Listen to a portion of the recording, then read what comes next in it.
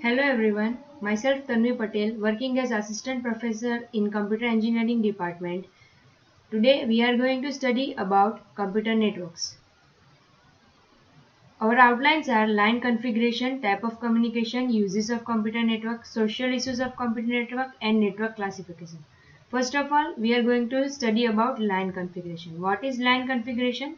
Line configuration refers to the way two or more communication devices attached to a link. LAN configuration is also referred to as a connection, means it is a connection between two endpoints. From communication to occur, two devices must be connected in same way to the same link at the same time. There are two possible line configurations, point-to-point connection and multi-point connection. So first is point-to-point connection. A point-to-point connection provides a dedicated link between two devices. Means there is one link provided between two devices. The meaning of one dedicated is that the entire capacity of the link is reserved from transmission between these two devices. Means only the transmission between two devices is possible. It is possible to connect two devices by means of a pair of wires. Here you can see the point-to-point connection between the two workstations. There is one link provided between the two workstations. This is a point-to-point connection. Next is, this is a link of microwave or satellite which is wireless connected between two workstations, which is point-to-point connection. Next is multi-point connection. A multi-point connection is also called as multi-drop connection. In such a connection, more than two devices are connected and share a single link. Means there are multiple devices or more than two devices which are connected with a single link with a single wire. Here you can see the figure in which multi-point connection is being established which shares a single link. In the multi-point connection, the channel capacity is shared among multiple users. If many devices shared the link simultaneously, it is called spatially shared connection. If users share it turn by turn, then it is called as temporal sharing connection. Types of communication. Based on whether the given communication system communicates only in one direction or in both the directions, the communication system are classified as simplex, half duplex and full duplex. Here first one is simplex communication. In this communication, the information is communicated in only one direction. For example, the radio or TV broadcasting system can only transmit but cannot receive. Here in the figure you can see over here that the keyboard which gives the input, it goes to the CPU and it goes directly to the monitor. So it is a simplex communication. In data communication system, the simplex communication takes place as shown in figure above. The communication from CPU to monitor or keyboard to CPU is unidirectional as I told you above. Now the second one is half duplex system. This system are bidirectional. That is, they can transmit as well as receive but not simultaneously. At a time, this system can either transmit or receive, for example, a transceiver or a walkie-talkie. If someone is talking to the other person, then it is that type of communication that once the client will be passing the message and on the other side it will receive the message and then he can transmit the message. Data communication working in the half duplex mode is shown in figure below. Here you can see that the data is passing in both the directions but not at the same time. Each station can transmit and receive but not at the same time. When one device is sending, then the other one is receiving and vice versa.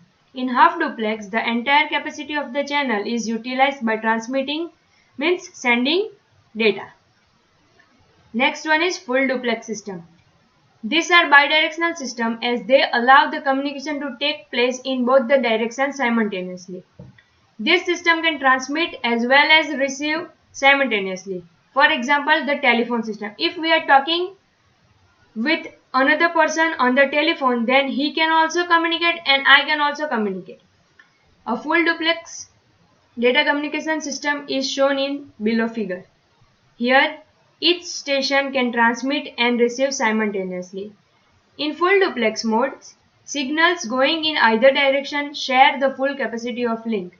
The link may contain two physically separate transmission paths, one for sending and the another for receiving. Next is uses of computer network. Nowadays, computers are used in huge amount in companies, in colleges, and many other places. And the network which we share, it is used lot in any companies or any place.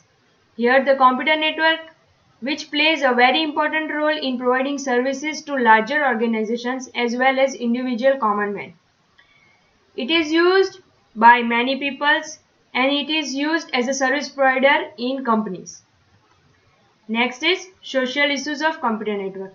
Here many social issues like ethical, political problems have been faced as a computer network has expanded in size, because the internet is a whole network in which shares the information about the world to the people. A popular feature of many network is news group or bulletin board. Here people exchange messages, they can view about the topic, etc.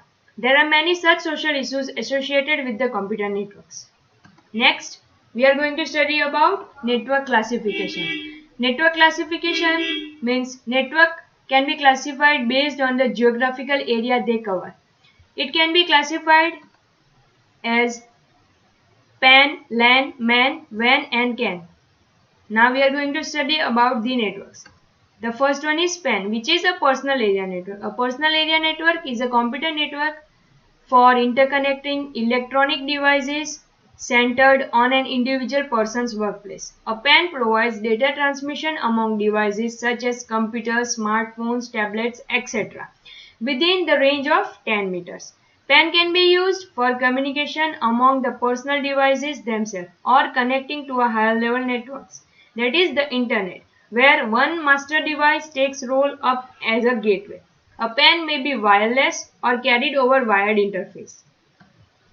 Typically, this kind of personal area network could be also interconnected without wires to the internet or other networks. Here in this figure, you can see the personal area network which is connected, the laptop, desktop is connected with each other. Next is LAN. A local area network is a computer network that spans a relatively small area. Most often, a LAN is confined to a single room, building or a group of buildings. Most LANs connect workstations and personal computers. Each node means individual computer in a LAN has its own CPU with which it executes program, but it also able to access data and devices anywhere on the LAN. User can also use the LAN to communicate with each other. How they can communicate? By sending emails or engaging in chat session.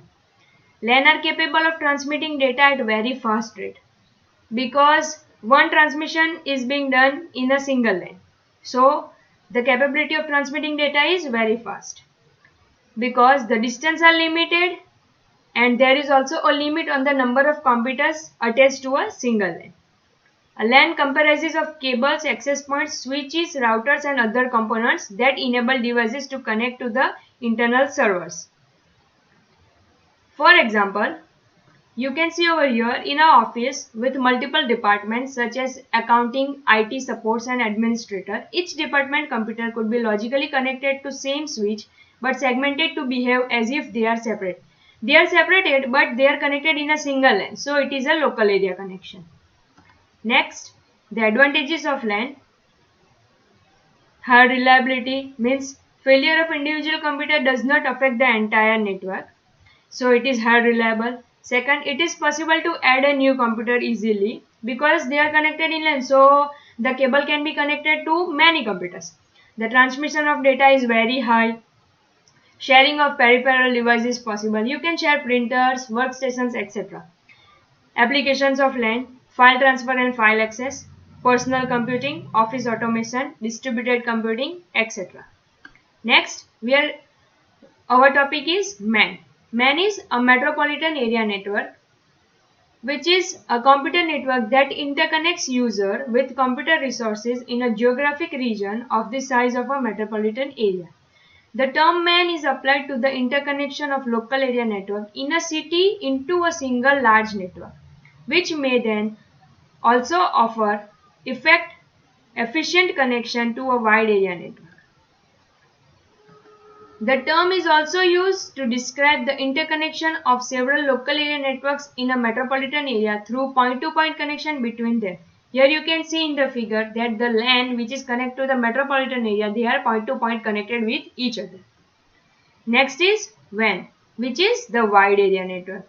A wide area network is a telecommunication network that extends over the large geographical area from the primary purpose of computer networking. Wide area networks are often established with leased telecommunication circuit. Here you can see over here in figure the wide area network which is connected through many companies or many other data.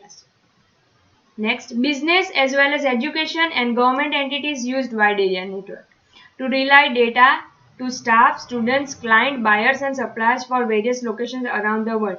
They share the same network, so it is a wide area network. In essence, this mode of telecommunication allows a business to effectively carry out its daily function regardless of location.